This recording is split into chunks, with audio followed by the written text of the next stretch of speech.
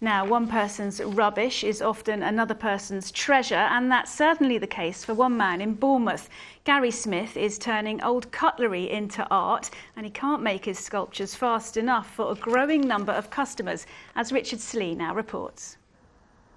Gary is a familiar figure in the charity shops in Southbourne, Bournemouth, as he rummages for his raw materials. He needs old cutlery, something pretty and cheap that he can turn into works of art like this. And this is where it all happens, the workshop in his garage.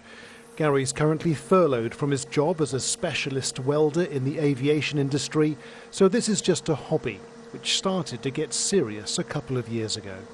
Someone asked me to make a car, and he said make it out of nuts and bolts, and I thought it's not going to look quite as nice, but with the cutlery I can fill in the spaces more. And I had no idea how it was going to turn up. It was the first item I made, and it worked out okay.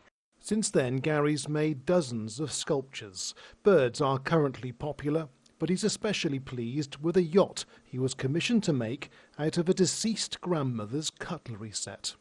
He says attention to detail is the key.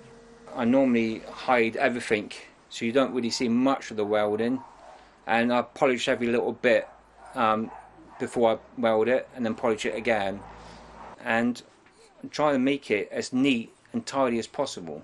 And what's been the reaction from people who've started to catch on now that you can do this sort of thing? I think they're impressed at what cutlery can be made out of. When I say, oh, this is made out of knives, forks and spoons, they kind of shocked. They can't believe it.